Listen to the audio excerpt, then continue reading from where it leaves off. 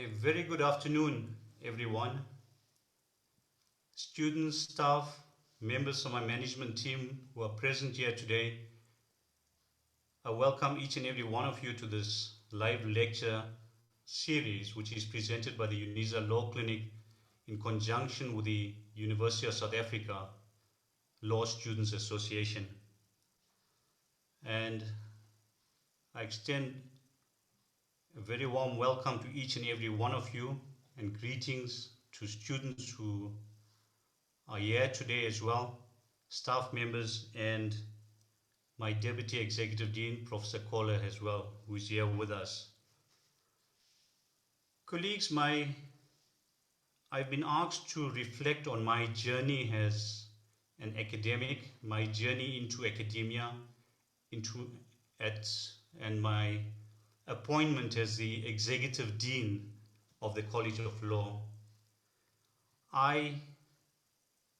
Last night when I was thinking about what I should actually reflect on and how best I should present myself to you, I deemed it important and I deemed it right that before I actually engage with you on those specific matters, it is important that I should reflect on our current times and how this has impacted on us as an institution, on the lives of students, academics, and staff members at the University of South Africa. Over the past few months, we have experienced the increasing impact of the coronavirus pandemic on many aspects of our lives.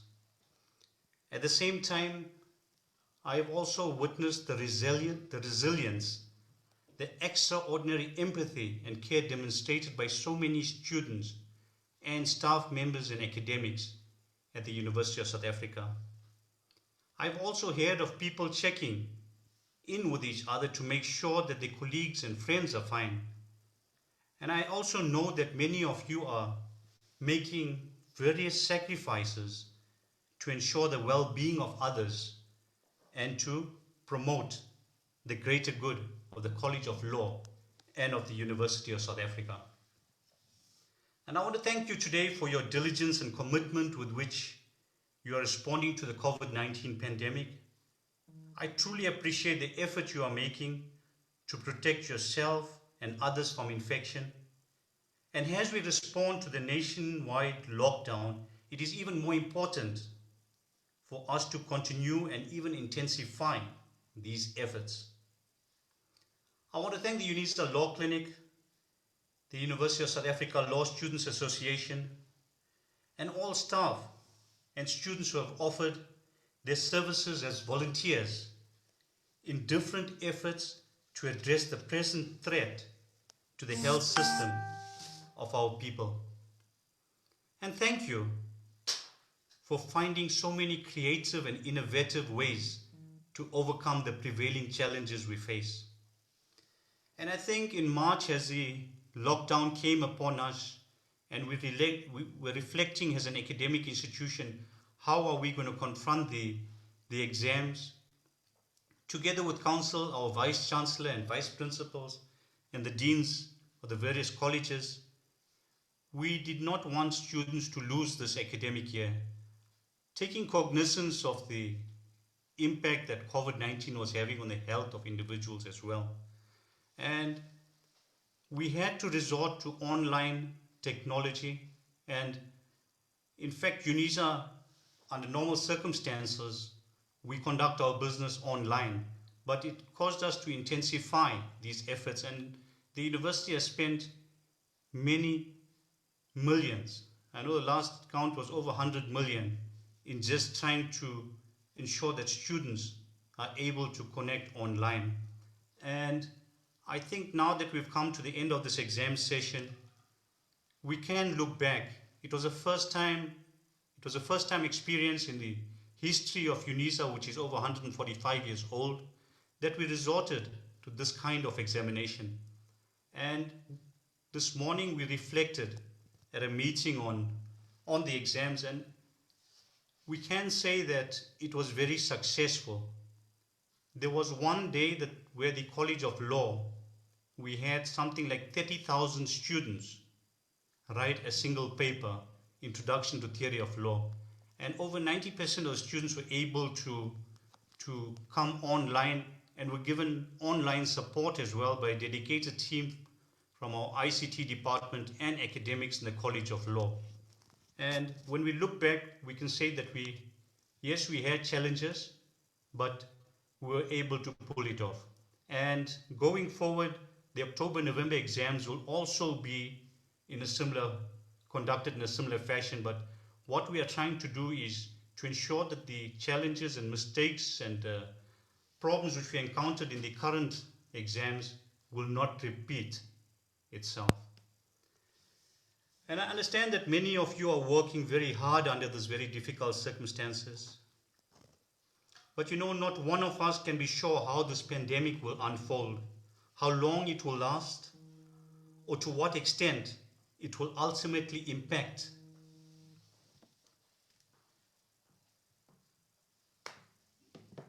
on us as a country, our loved ones. These uncertainties have understandably caused anxiety. It is therefore critical that we give each other the necessary space and time to pause and reflect and respond to the mental health needs. And it is important that we take good care of ourselves, our families during the coming days. But let us be mindful as well of the many privileges that we have. And we should reach out to those less fortunate than ourselves with grace and compassion. Indeed, we are living in extraordinary and uncertain times. My management team, together with Deputy Executive Dean Professor Kole and myself, will continue to monitor the situation and will communicate with you further should we need to adapt to changing circumstances.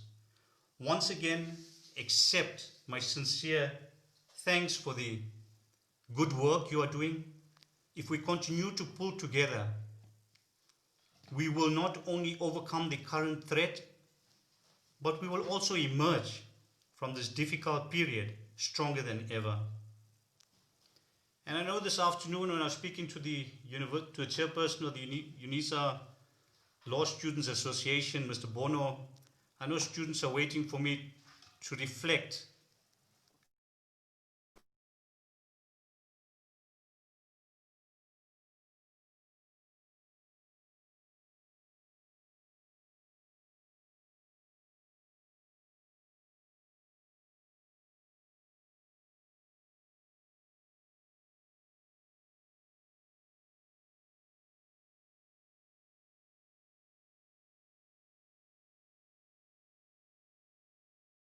that was way back in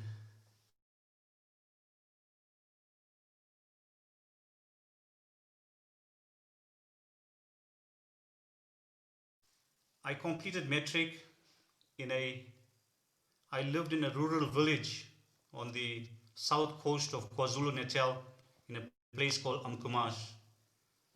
And we grew up in this community where there was no electricity, and that is how conditions under which I completed my metric. And thereafter, I had good results in metric, but opportunities back then,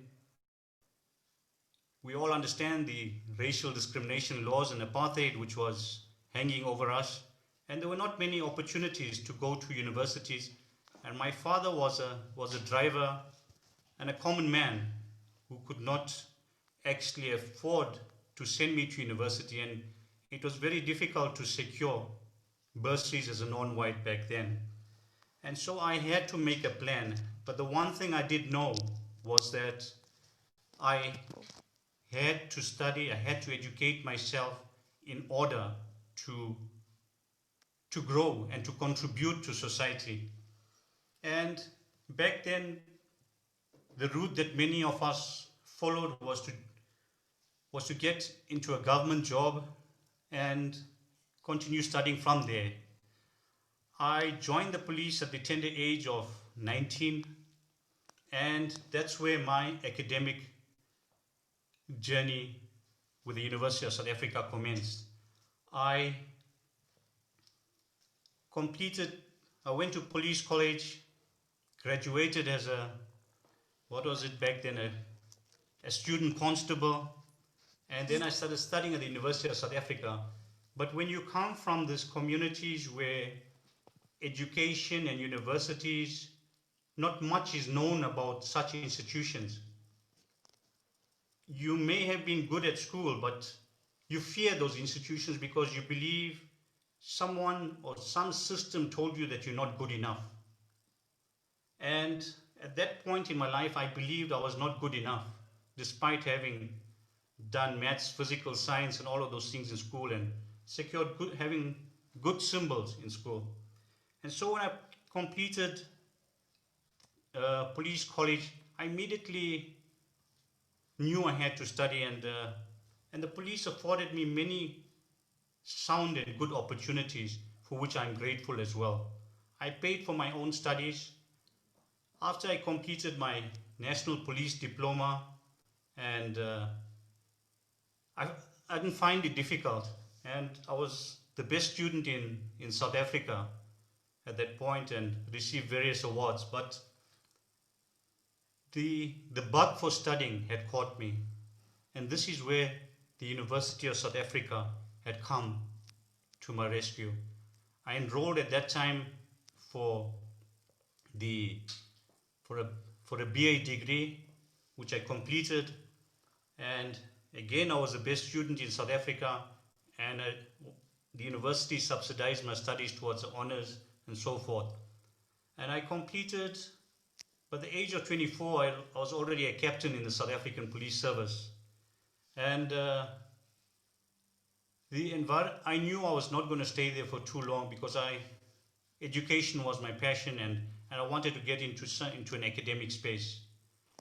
And by the time I was 30, I'd become a lieutenant colonel in the police, and from there I'd completed my LLB, my master's, and the University of South Africa presented me with the opportunity to become a lecturer. And I will reflect on that as I go deeper down into my presentation today.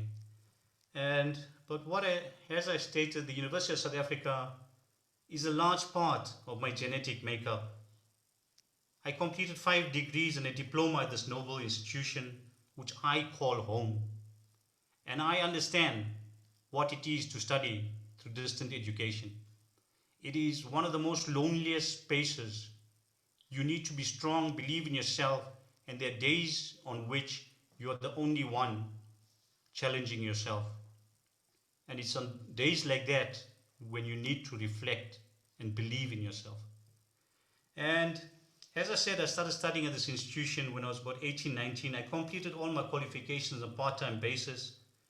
And today, as a researcher and as an academic, I have a deep background in social, criminal justice, and human rights issues. And the College of Law pushes these themes forward like few other institutions do. There's a refreshing openness here about the fact that many of us advocate for progressive social policies with which we can make the world a more just, equitable, and hospitable place.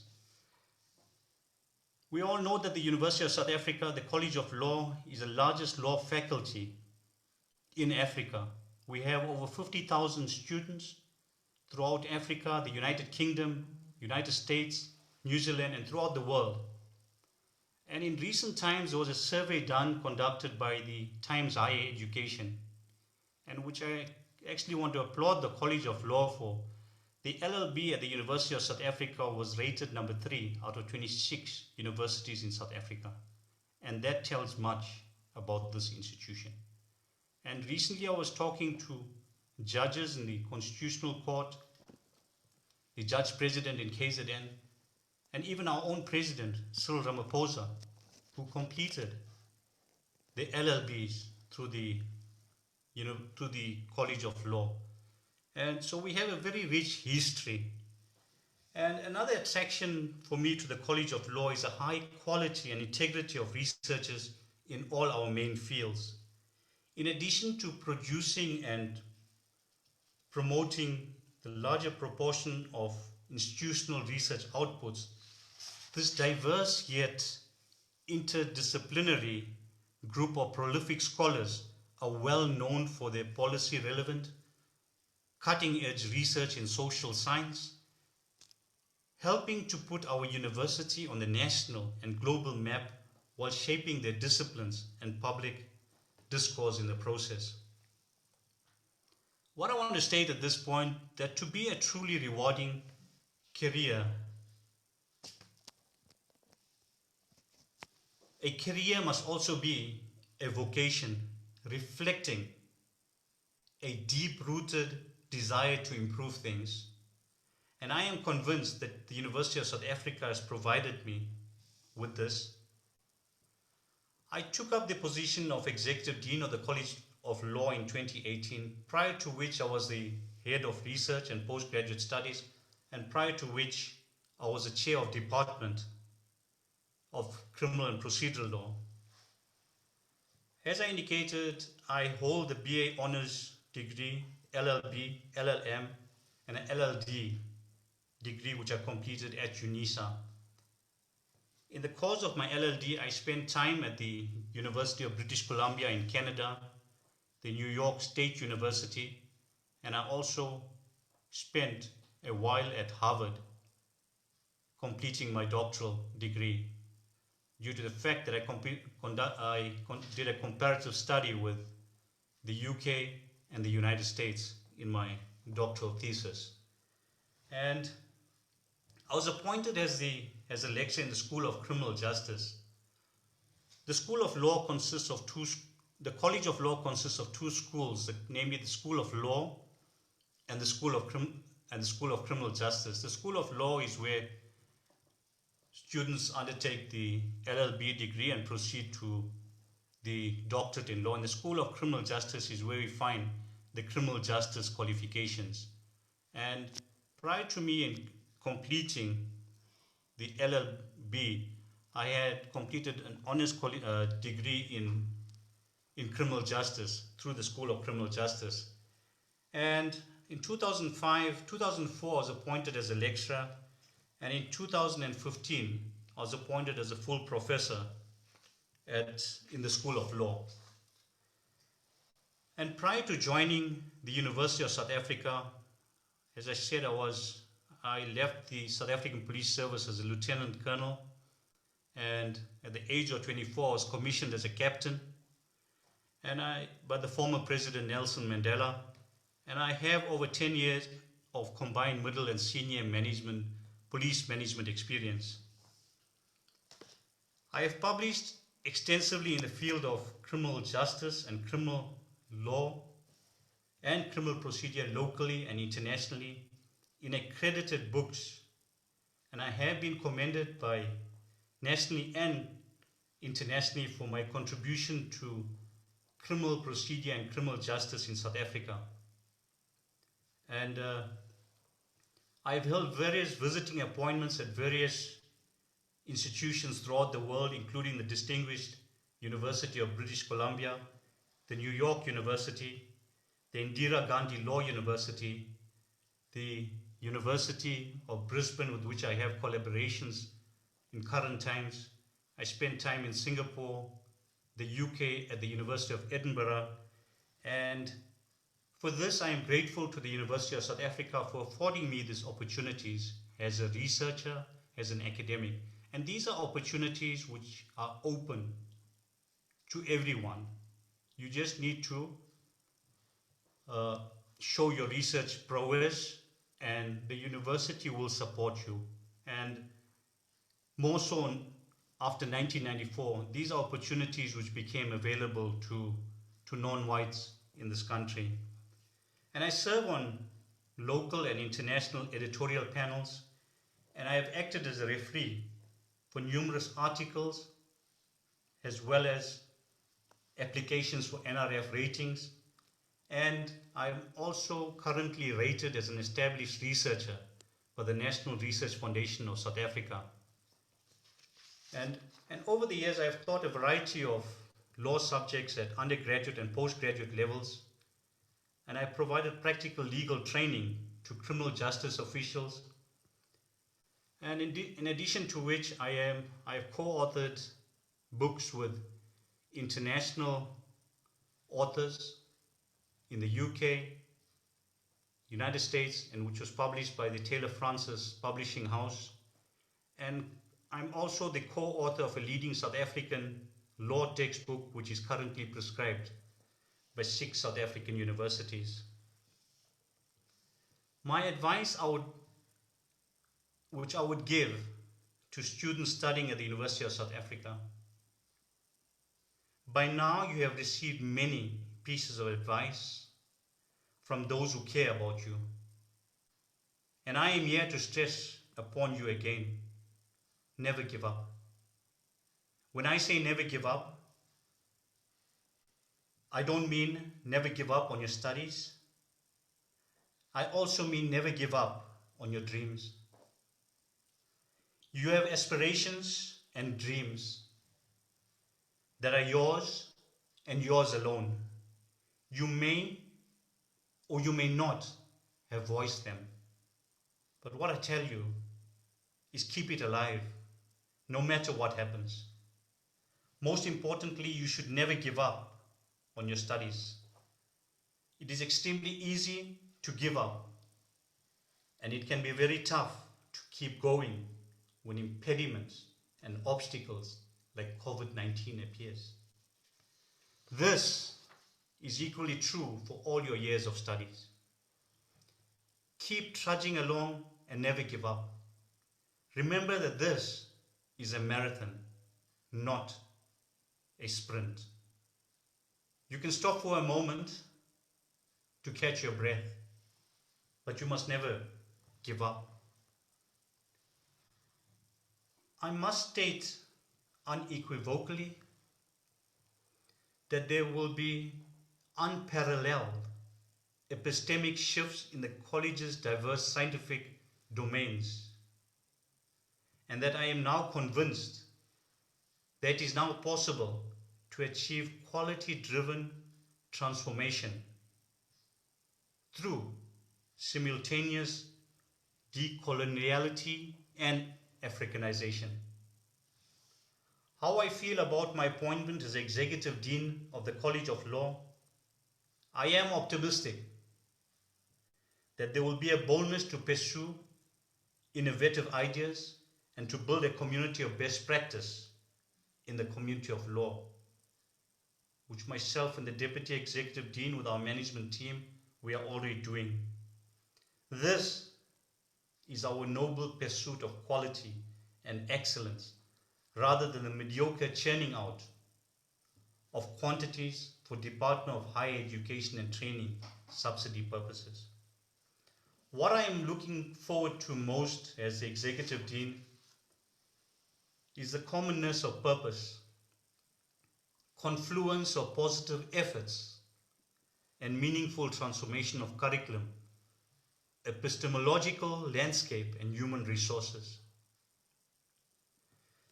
What are my plans for the college and what I hope to achieve? As the fourth industrial revolution is upon us, as the College of Law kickstarts under these new COVID-19 conditions, now more than ever, e-learning platforms are set to equalize learning opportunities for UNISA students across the globe based on quality teaching and research. In recent times, we witnessed the UNISA Law Clinic conduct various lectures, especially for students who are writing exams. And there were days when I saw 15 to 20,000 students log in to these lectures. And these are the kind of shifts that will happen going forward. And for us, technology-based quality is a means to a quality end in the form of student throughput and academic output as an unapologetically African university in the service of humanity. Through high impact management, we will together lead the College of Law into a high-performance college in teaching and learning, community engagement, research and innovation, and academic citizenship. For us, the College of Law transformation represents a confluence of effective e-learning and efficiency gains for excellence. The ethos and praxis of the University of South Africa prompts us to focus our research to benefit learning through open resource publishing that has a bearing on all modules from undergraduate to postgraduate supervision. And indeed, we are poised to source grants for research-led teaching and teaching-led research beyond NRF targets. Likewise, research collaborations shall open pathways for students, exchanges with universities of good standing throughout the world. Last year, I attended the International Law Deans Association in a town called Gdansk in Poland, and many opportunities are now being afforded to students at the University of South Africa, and keep a watch for those opportunities. They will appear on the various platforms, on the various UNISA sites. And we at the College of Law, we are a college that takes pride in enhancing the quality of student teaching and learning experience as well as our researchers' efforts. This year, all of us, from academic staff to administrative support staff, will continue to play to our strengths to maximize gains and achieve efficiency in the academic value chain. It will take minor adjustments and some enhancements to our ICT systems to attain major strides for all. Why is the College of Law important for the country and continent, and how can it contribute to alleviating challenges we currently face? As I stressed earlier on, that the College of Law has over 50,000 students. The College of Law, in fact, is the size of 3 to 4 other traditional residential universities. And the impact that we have in Africa and throughout the world is so important. We currently have engagements. I was in Eritrea last year, where we collaborated with the Eritrean government. I was in the minister's office, where we have started certain collaborations, also with the Ethiopian government and other African countries. And the footprint that we have as a university cannot be measured. And the impact that we've had over the years is immense. And the College of Law is indeed a beacon of hope, where humanization, self-determination, and independent self-development through lifelong learning are concerned, running against the grain of the technological sweep of artificial intelligence investments rather than human capital development. We embody the vision of an African university shaping law in the service of humanity. Who is Professor Basdeo outside of academia? I am a husband, and I am a father first and foremost. And I look up to God on a daily basis for guidance in all things.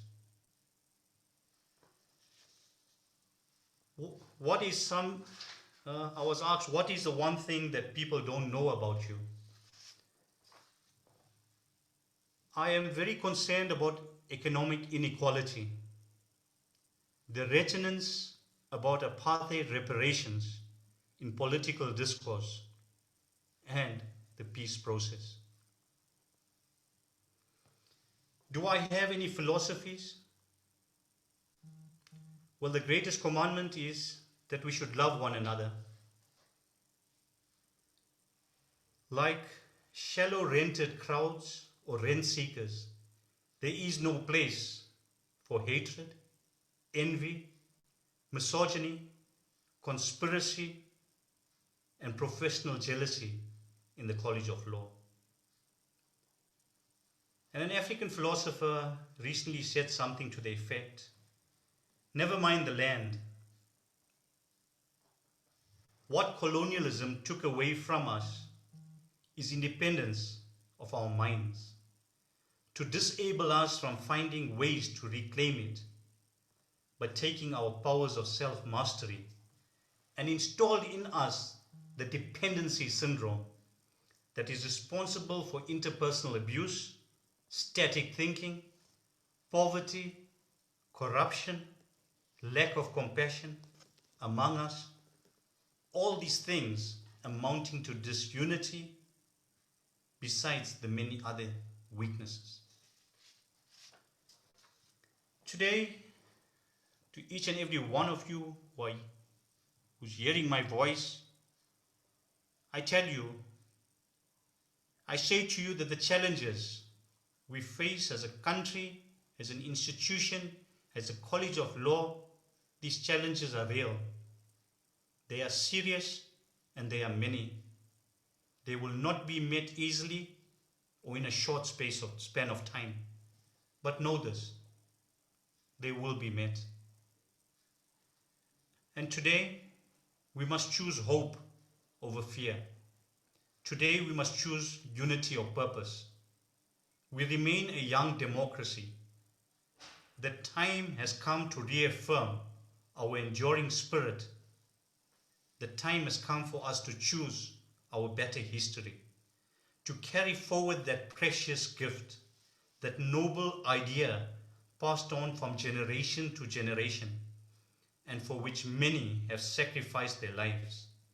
Let us not take for granted what they have done. In reaffirming the greatness of our university, of the College of Law, we must understand that greatness is never a given. It must be earned.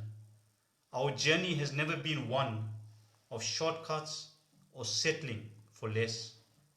It has never been the path for the faint-hearted. Rather, it has been the risk takers, the doers, the makers of things, some celebrated, but more often men and women obscure in their labor, who have carried us up the rugged path towards prosperity and freedom. We must never take that for granted. Time and again, these men and women struggled and sacrificed till their hands were raw so that we might live a better life. They saw South Africa and academic institutions as bigger than the sum of our individual ambitions, greater than all the differences of birth or wealth or faction. This is a journey we must continue today.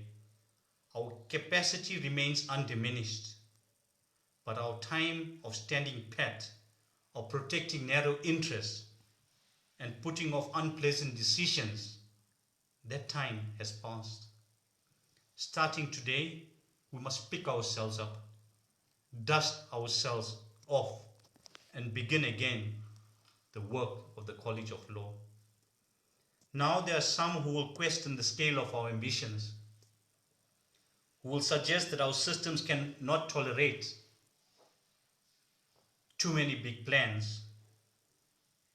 I want to tell them that their memories are short, for they have forgotten what this country has already done, what free men and women can achieve when imagination is joined to common purpose and necessity to courage. What the cynics fail to understand is that the ground has shifted beneath them, that the stale political arguments that have consumed us for so long, they no longer apply.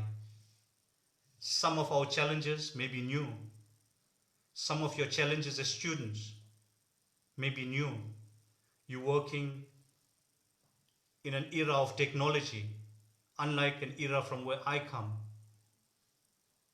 The instruments with which we meet these challenges may be new, but those values upon which our success depends, honesty, hard work, courage and fair play, tolerance and curiosity, loyalty and patriotism, these things are old. These things are true. They have been the quiet force of progress throughout our history. What then is demanded of us is that we return to these truths. What is required of us is an era of responsibility, a recognition on the part of every student and staff member in the College of Law that we have duties to ourselves, our nation, and the world. Duties that we do not take grudgingly, but rather seize gladly, firm in the knowledge that there is nothing so satisfying to the spirit, so defining of our character, than giving our all to a difficult task. This, and I speak especially to our students, this is a price and promise of citizenship. I'm going to stop at this point, colleagues, students, and I want to tell you that I know these are challenging times under which we operate, and I'm talking now especially to our students. Never give up. Push. It's lonely out there, especially when you're your undergraduate stages, but I can assure you when you enter that postgrad phase, when you go on to complete the doctorate, there is nothing more satisfying than education. It catapults your mind, your body, your soul, your spirit. You can have all the wealth in the world, but if you haven't traveled that route of education, I don't believe you've seen life. And the doors and opportunities it will open for you, you'll never be able to imagine. And not just from an individual perspective, but education empowers you to serve society, to serve the world, to make the world a better place. And I thank each and every one of you who joined me on this lecture this evening. Thank you very much.